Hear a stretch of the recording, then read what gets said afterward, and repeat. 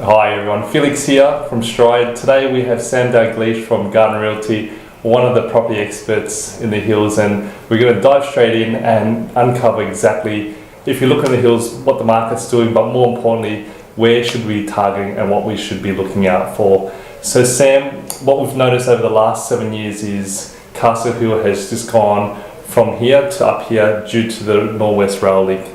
We've seen great growth, people capitalise on rezoning, but more importantly we want to know what's happening today and what do you expect to see in the next probably 12 months moving forward. Felix, I think you're pretty spot on in terms of the growth. What we've probably seen and what you've probably heard a lot in the media is that it has slowed, it has come back. Probably locally we've seen about 10 to 15% change in the marketplace, so property prices decline. What that basically means is that there are a lot better buying opportunities out there at the moment and a lot less competition. So, weeks on market is out on average to about 10 to 12 weeks. And instead of having multiple buyers going after a single property, typically they are out there for a longer period of time. You're very lucky to have one. Obviously, it does determine, it's a little bit determined by what you're offering. The better presented properties, the ones that are dressed for the market and that are priced right, are still going in a quicker time frame. But that urgency from buyers in the marketplace has definitely gone. A lot of the growth through the area has already been realised through when they announced, obviously, the rail link. That will open later this month in May. We're hoping that might be a little bit of a shot in the arm for the local market. But like what we were saying, we've probably seen it come back by about 10 to 15%. And through areas such as sort of surrounding suburbs, Baulkham Hills, Winston Hills, a lot better value for money, and properties that were previously going for well over $1 million are now selling in the 800s. Wow, that's significant. That's almost up to 20% if you think about it. In some cases, and we've actually seen a lot of first home buyers that were looking at units or townhouses can now afford a house. So that's affected that apartment market and the townhouse market a little bit more because those buyers taken buyers off them and they're now looking for houses. So definitely a really good time for buyers, you'd say. Look, I think that our biggest obstacle at the moment is buyers not wanting to jump in.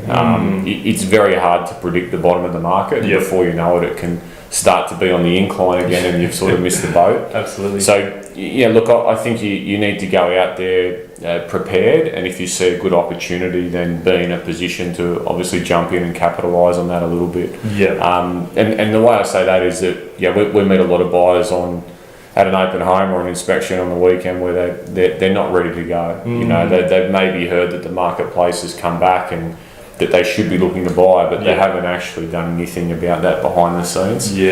So there's a lot of power in being pre-approved or finance ready and being able to act on something if you see it, and you like it.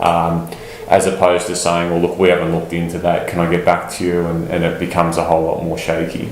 So that's probably what I would recommend at this stage is that, don't wait, go out there shopping, be mindful of obviously of price, do a bit of research into the area, but be pre-approved, have your finances in place.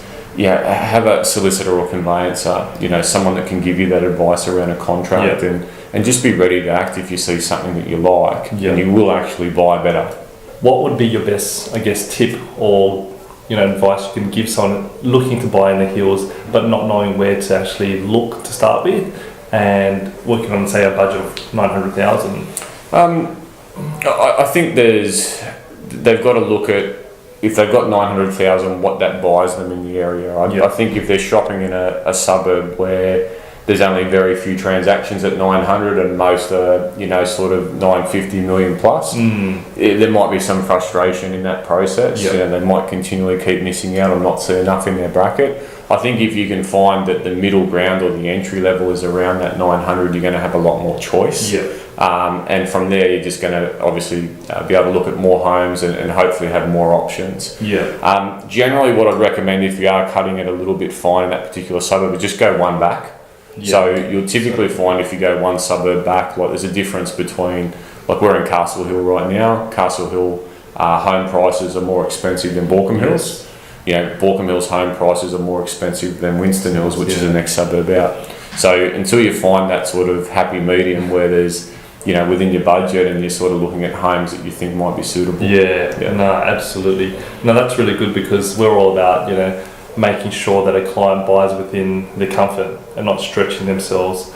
But I guess also, is any, you mentioned the tips with regards to getting your finance, because for us that's always key when we're working with clients as a buyer's agent, that's paramount because it's huge with regards to how we negotiate with an agent. But is there any other tip that you would share for a first home buyer looking to get started other than just finance? Is there something else that they should prepare themselves for? Yeah, look, I think it comes down to getting to as many properties as possible, and then there's a lot of information in the sold sections of the big portals. Yes. So Domain, realestate.com, and just being able to familiarise himself and go, well, we looked at that home and it sold for 850,000, and then to walk into one that's on the market and go, well, this is better than that one that sold for 850, so therefore, theoretically it should be worth more. Yeah. So I think if they can get their head around prices and there's a lot of information available, that's going to assist them in that process. Yeah.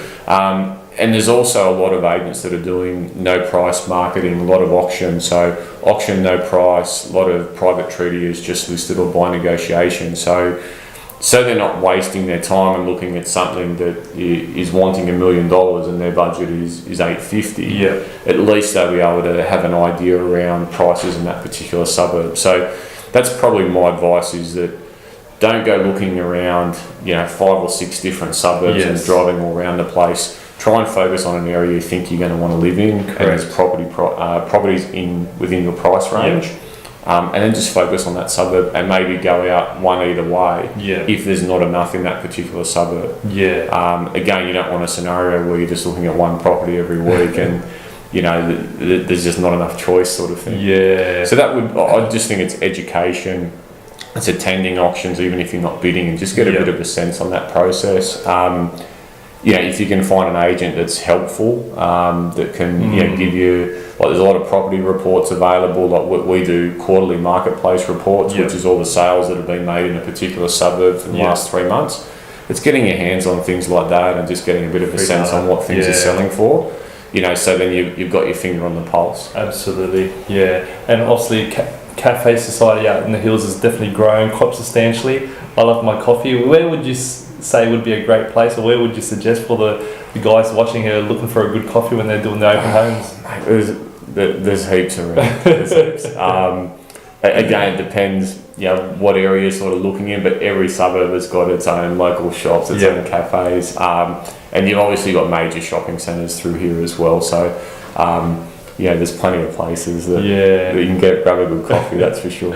Oh, good stuff. Well, thank you very much, Sam. No worries. And I think what we've seen is that if you are looking to buy in the hills, it's very important that you do your due diligence. So attend as many auctions and open homes, but also take that tip that finance is very key. Make sure that you speak to a broker so that you've got your finance in place. And look, leave any comments below if you want to know more about a specific suburb. Sam's always available to reach out and speak to you. If you want to know about a different suburb, leave a comment and we'll definitely come back to you. Thanks for watching.